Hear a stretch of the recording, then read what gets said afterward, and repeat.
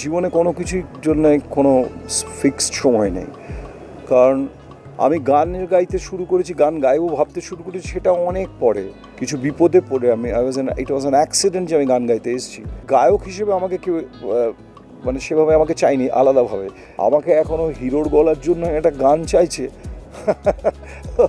It's like আর কি চাই, ছোট্ট খারাপ লাগা আছে, কিন্তু সেটাকেও আমি তোয়াক্কা করি না, কারণ জীবনে যে সাফল্য পেয়েছি এটার থেকে আমার বোধহয় সেটা করা উচিত না। সেটা যে গানটা আমি একটু শিখলে পারতাম। ঝিন্টি তুই বৃষ্টি হতে পারতিস, বা বাজলো ছুটির ঘন্টা, বা লাল মাটির সরানে, তার কণ্ঠে তার কলমে কিন্তু বারবার বুঁদ হয়েছেন আপনারা। এই মুহূর্তে ঠিক সেই মানুষটি আমার সঙ্গে। আর্টিস্ট টিভিতে আপনাদের সকলকে স্বাগত। আমি পূর্বাশা রয়েছি, আমার সঙ্গে রয়েছেন শিলাজিৎ মজুমদার। শিলাজিৎ দা, স্বাগত আর্টিস্ট টিভিতে। Thank you so much. আর শিলাদা মানেই তোমার ফ্যানরা যেটা বলেন, শিলাদা আলাদা। তুমি একটু আলাদা, সেই জায়গা থেকে প্রথমেই জিজ্ঞাসা করব কেমন আছো। একটা চুটিয়ে প্রমোশন চলছে তোমার ছবি আসছে অযোগ্য, সবটা মিলিয়ে। আমি এখন ভার্জিন বালকের মতো আছি, প্রচণ্ড কৌতূহল নিয়ে অপেক্ষা করে আছি 7 তারিখের জন্য, কারণ এটা আমার কাছে একটা ল্যান্ডমার্ক সত্যিই মনে হয়। 50তম ছবি ঋতু আর বুমাদা, আর সেই ছবিটাতে আমি একটা লিড রোল পারফর্ম করছি। ইটস রিয়েলি আমার কাছে একটা অ্যাচিভমেন্ট। আমি করছি, এরপর আমাকে পছন্দ করাগুলো তো পরের কথা, কিন্তু কৌশিক গাঙ্গুলি আমাকে পছন্দ করেছে এই রোলটার জন্য, আমার উপর বিশ্বাস রেখেছে এবং আমি সেটা শেষ করতে পেরেছি। ছবি শেষ করার পরে পর্যন্ত আমি বুম্বাদার পিচ্ছাপ্রাণী পেয়েছি, ঋতুর প্রশংসা পেয়েছি, আর ইউনিটের সবার কাছ থেকে পেরেছি, কৌশিক গাঙ্গুলি তো অফকোর্স পেয়েছি। সো আমি enjoying every moment, just waiting for 7 যে মানুষ কীভাবে এটাকে রেসপন্ড করে দেখার জন্য। দর্শকরা তো হলে গিয়ে 7 জুন অযোগ্য দেখবে, মানে ইতিমধ্যে ট্রেলার চলে এসছে। ট্রেলার দেখেও কিন্তু, ট্রেলারে রক্তিমকেও কিন্তু দর্শকরা ভীষণ পছন্দ করছেন। অন্য রকম, মানে একটা তুমি যেরকম সেই ছক ভাঙা শিলাজিৎকে পর্দায় দেখা যাচ্ছে রক্তিমের চরিত্রে। রক্তিম মানুষটা যেরকম ব্রিফিং পেয়েছিল স্ক্রিপ্ট পড়ার পরে, তখন আমি বুঝেছিলাম যে এটাই আমার সুযোগ, যে আমি কিন্তু রক্তিম, আমি শিলাজিৎ নয়, এই রক্তিম শিলাজিৎ নয়। অনেক সময় কী করেন অনেক পরিচালকরা, তারা যাকে নেন তার অ্যাটিটিউডটা অনুযায়ী তাকে সেইভাবে ইউজ করেন, সে যেরকম চরিত্র তাই অনুযায়ী চরিত্রটা করেন। এখানে কৌশিক কী ভেবে এটা আমাকে করলো আমি জানি না, যে এতটা ভাঙার বা এরকম করতে পারবো জানি না। আমি প্রথম থেকে সেটা সাকসেসফুল হয়েছি, খুব ভালো লাগছে সেটাতে, কারণ এটা একটা, এই মানুষটা অন্য মানুষ, এবং আমার কাছে যেটুকু চ্যালেঞ্জ ছিল সেটা হচ্ছে আমার শিলাজিৎটা যেন কোনো মতে বেরিয়ে না যায়, সেটুকু আমি মনে হচ্ছে আমি করতে পেরেছি। হ্যাঁ, সেটা করতে পেরেছো। তার যে আউটপুট সেটা তো দর্শকরা দেখবেন 7 তারিখ। আর শিলাজিৎদা, তোমার মানে মূলত সঙ্গীত শিল্পী হিসেবেই, গায়ক শিলাজিৎ হিসেবেই পরিচিতি, সেটা ভেঙে শিলাজিৎ মজুমদার কিন্তু এখন অভিনেতাও হয়ে উঠেছেন। সেটা অযোগ্য রিলিজ করছে, তারপর তোমার আরও একটি ছবি রয়েছে পাইপলাইনে, হ্যাঁ পরপর রয়েছে। এই যে অভিনেতার যে ল্যাপটা, তুমি যে অভিনেতা হিসেবে যে তোমার ফিরে আসাটা, এটা অনেকটা দেরি করে শুরু হলো বলে তোমার মনে হয়? না, অ্যাকচুয়ালি আমি আমার দেরি বলে মনে হচ্ছে না। মানে জীবনে কোনো কিছুর জন্য কোনো ফিক্সড সময় নেই, কারণ আমি গানের গাইতে শুরু করেছি, গান গাইবো ভাবতে শুরু করেছি সেটা অনেক পরে। একটা মানুষ যদি গান গাইতে হয়, গায়ক হতে হয়, সে যে ছোটোবেলা থেকে গানের যে শিক্ষা প্রশিক্ষণ যেটা নেয়, আমি সেটার বাইরে গিয়ে আমার কিছু বক্তব্য রাখার জন্য আমাকে গান গাইতে হয়েছে। আমি গান গাইতে চেয়েছি, কিছু বিপদে পড়ে ইট ওয়াজ অ্যান অ্যাক্সিডেন্ট যে আমি গান গাইতে এসেছি। এবং অভিনয়ের ক্ষেত্রে আমাকে যখন প্রথম আমাকে ঋতুপর্ণ, তারপরে শেখর দা, তারপর হরনাথ চক্রবর্তী, এরা প্রত্যেকে আমাকে যখন ডেকেছে, আমি তাদের কাজটুকু যেটা ছিল সেটা করেছি, কিন্তু আমি এর থেকে বেশি কিছু চাইনি যে এইটুকুকে নিয়ে আমি আমার মার্কেটিং করব। আমি ভরসা রেখেছিলাম যে ধীরে ধীরে বেয়ে যাও তরি, এটা নিয়ে, কারণ আমার গান বাজনা করাটার একটা মজা, সেই সময়টা আমি বুঁদ হয়েছিলাম, এখনও আছি। আমি গান বাজনাতে সময় দিই বেশিরভাগ। আমি নতুন গান হয়তো লিখি না, লিখতে চাই না, কারণ আমার নিজের গান আর ভালো লাগছে না লিখতে। কেন এটা তুমি নতুন গান কেন লিখতে চাইছো না? লিখছে কারণ এই অনুপম দারুণ লিখছে গান, তো আমার এখন, আমি গান লিখে, অনুপম ভালো গান গাইছে, সেই গানটা আমি লিখছি, আমি সেই গানটা গাইছি, এর থেকে বেটার কী হতে পারে। আমাদের আগের যারা গায়ক ছিলেন, আগের প্রজন্মের গায়ক, তারা লিরিসিস্ট অ্যান্ড মিউজিশিয়ানসের সাপোর্ট নিয়ে গান করেছে। এবার আমি যেহেতু নিজে লিখেছিলাম, নিজে সুর করেছিলাম, নিজে আমার সাউন্ড স্কেপ তৈরি করেছিলাম, আমি গান গাইতে এসেছিলাম ওইটা ভাবে। কিন্তু আমি গায়ক হিসেবে আমাকে কেউ মানে সেভাবে আমাকে চাইনি আলাদাভাবে যে কোনো পরিচালক নিচ্ছেন যে আমার গান গাও।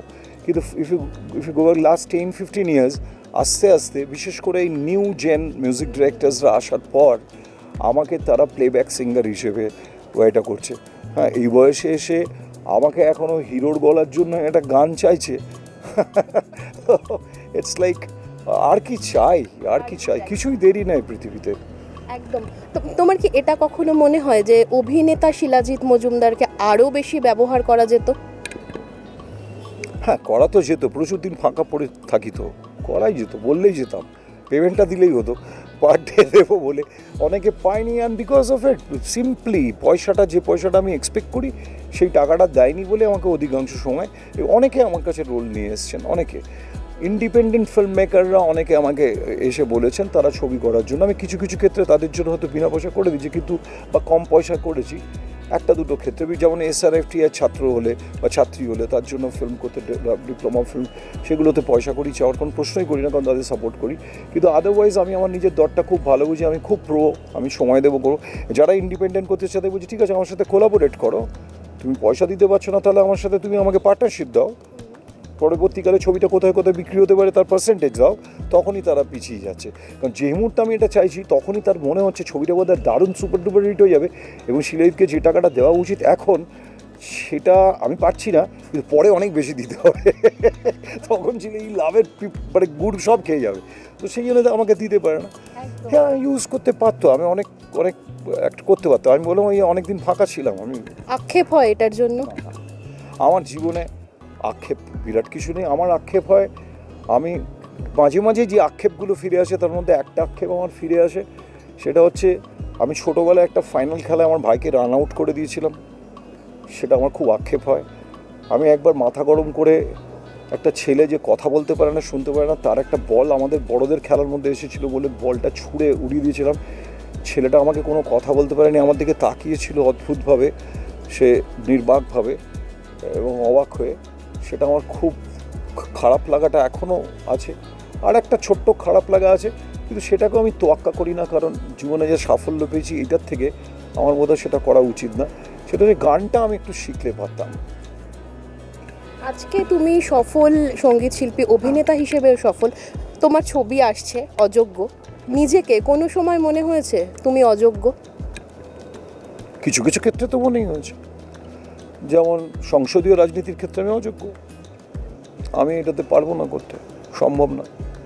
এবং আরও অনেক জিনিস আছে পৃথিবীতে যেগুলো আমি পারি না করতে, সত্যিই পারি না। যেমন এখন যে টেকনোলজিটা যেটা এসছে, এখন একজন মিউজিক কম্পোজার সে টেকনোলজিক্যালি জিনিসটা নিজের হাতে করতে পারে অধিকাংশ মিউজিক ডিরেক্টরস, যেটা প্লাস আমি সেটা করতে পারি না, আমি একদম অযোগ্য, আমার পক্ষে সেটা সম্ভব হয়ে ওঠে না। আর অযোগ্যতে রক্তিমের চরিত্রের জন্য যখন তোমাকে বাছা হলো, তোমার কাছে সেই সুযোগটা এলো, কি দেখে মূলত রাজি হলে পর্দায় রক্তিম হতে? ঋতুদি বুম্বাদার 50তম ছবি। এই তো আর কিছু করার নেই, কৌশিক গাঙ্গুলি ফোন করছেন একটা ছবির জন্য, তাতে আমার সঙ্গে সহ অভিনেতা রয়েছেন প্রসেনজিৎ চ্যাটার্জি, কৌশিক গাঙ্গুলির লেখা স্ক্রিপ্ট ছবি, আর কি দেখার আছে এতে? আর তো কিছু দেখার নেই। ডেট নিয়ে কথা হয়েছে আমাদের মধ্যে, একটু ডেট নিয়ে প্রথমে সমস্যা হচ্ছিল যে এটা কোন ডেটে করবো কী করবো, তারপরে ডেটটা জানে কৌশিক আমি একটা ছোট্ট মানে একটা কাজ, আমি একটা ছবি ছেড়েই আমাকে ওটা করতে হয়েছে, এই কাজটা এই সল ইন দ্য গেম এটা হয়, তো সেটুকু তখন আমি তাদেরকে হ্যাঁ করিনি বলে আমি ওটাকে ছাড়তে বাধ্য হয়েছিলাম। বাস দ্যাটস ইট, আর কিছু না। আর আই এনজয়েড এভরি টাইম, সারাক্ষণ বুম্বাদার সাথে ঋতুর সাথে থাকা, তাদের কাজ দেখা, অভিনয় দেখা, আর তাদের 50তম ছবি ইকুয়েশন দেখা, একদম তাদের ইকুয়েশনটা অবজার্ভ করা এতদিন বাদেও। আর মূলত অযোগ্য প্রেমের ছবি, সম্পর্কের ছবি। তোমায় যদি জিজ্ঞাসা করি প্রেমের সংজ্ঞা কি শিলাজিৎ মজুমদারের কাছে? প্রেম হচ্ছে একটা বায়োলজিক্যাল একটা রিয়াকশন, বায়োকেমিক্যাল রিয়াকশন বললে আরও ভালো হয়, which starts from which is very physical.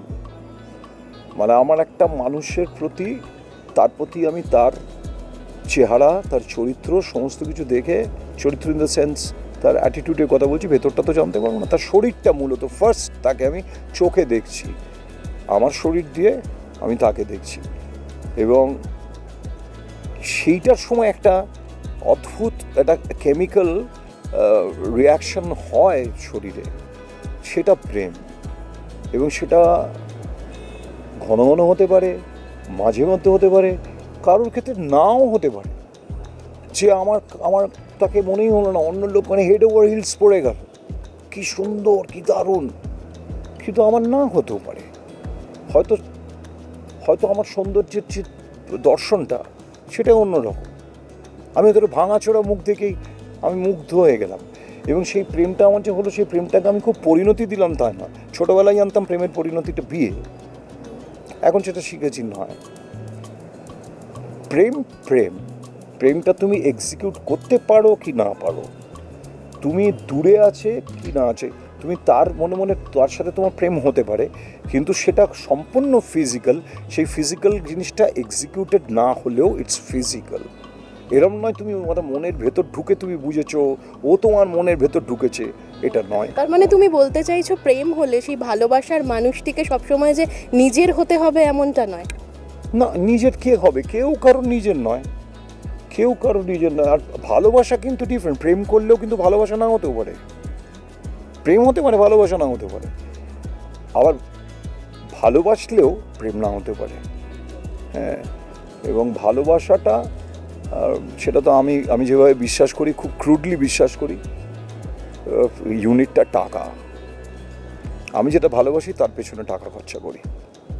আর অযোগ্যতে ত্রিকোণ প্রেমের একটা গল্প, যে যতটুকু বোঝা যাচ্ছে ট্রেলার দেখে, তোমার কি মনে হয় কোনো সম্পর্কে তৃতীয় ব্যক্তি যদি আসে সম্পর্ক ভাঙার ক্ষেত্রে সেটা দায়ী হতে পারে?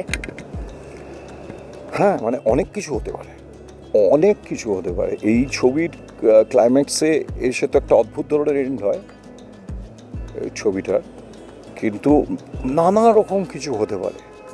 দুজন যখন প্রেমে পড়ে তারপরে তাদের প্রেম কতটা বেঁচে আছে সেটার একটা ব্যাপার। প্রেম আবার খুব একটা দীর্ঘস্থায়ী হওয়া খুব ডিফিকাল্ট। হ্যাঁ, ভালোবাসা কিন্তু সেটা নয়, ভালোবাসাটা ওটার অনেক অন্যরকম শর্ত, প্রেমের মতো নয়।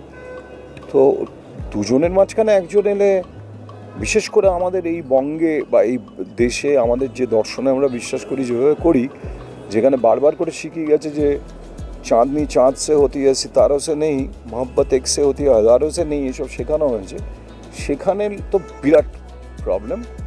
কিন্তু ইয়েস, অফকোর্স, দুটো মানুষের মাঝখানের একটা মানুষ একই চাহিদা নিয়ে এলে তখন একটা ডেফিনেটলি একটা টার্মোয়েল হওয়ার চান্স থাকে। শিলাদা, আমাদের আড্ডা জমে উঠেছে, প্রেম, ভালোবাসা, অযোগ্য সব কিছু নিয়েই কথা বলছি। আর তোমাকে যখন সামনে পেয়েছি, গান ছাড়া সেটা তো কখনোই শেষ হতে পারে না। আড্ডা শেষ করব, গানে গানেই শেষ হোক। আমার মাথায় এখন গুনগুন করে একটাই গান ঘুরছে। আমি অযোগ্য ছবিতে একটা গান গেয়েছি, কিন্তু সেই গানটা রিলিজ করেনি এখনও। ওটা হয়তো যেদিনকে আমাদের রিলিজ করবে তার আগের দিন, হয়তো প্রিমিয়ারের দিন বা আগে হয়তো প্রেসে হতে পারে, রিলিজ করতে পারে। কিন্তু রিসেন্টলি যে সমস্ত গান তৈরি হয়েছে, তো এবং আমাদের ছবির যে কটা গান হয়েছে তার মধ্যে সব থেকে প্রিয় যে গানটা আমার কানের কাছে করছে, অনুপমের লেখা এবং সুর করা এই গানটা। এই গানটা আমার মাথায় ঘুরছে। আমি গানটা যতটুকু শুনেছি সেটা অনুযায়ী করছি। একটু আধটু সুর বলতে মিস্টার রায় রেগে যাবেন না, সুর একটু আধটু ভুল হতে পারে, হ্যাঁ, কিন্তু বোঝার চেষ্টা করবেন আমি আপনার গানের ভক্ত এবং গানটা গাওয়ার চেষ্টা করছি। আমি বসে থাকি প্রায় এই সন্ধেবেলায়, আকাশের গায়ে লেখা অযোগ্য আমি মেনে নিতে শিখে যাই, বয়ে বেড়ানোর দায় ঢেকে রাখি ক্ষত দাগ, অপরাধ বেনামি, যত ভাবি ভুলে গেছি তবু চুপি চুপি খোঁজে সে আমায়, কত দূরে চলে গেছি, তবু চুপি চুপি খোঁজে সে আমায়, আমি বসে থাকি তাই। অসংখ্য ধন্যবাদ। দর্শকেরাও অধীর আগ্রহে অপেক্ষা করছেন অযোগ্যের রিলিজের জন্য। 7 জুন মুক্তি পাচ্ছে অযোগ্য, অবশ্যই হলে গিয়ে দেখুন। আর এরকম আরও বিভিন্ন আপডেটের জন্য অবশ্যই চোখ রাখুন আর্টিস্ট টিভি এইচডির পর্দায়।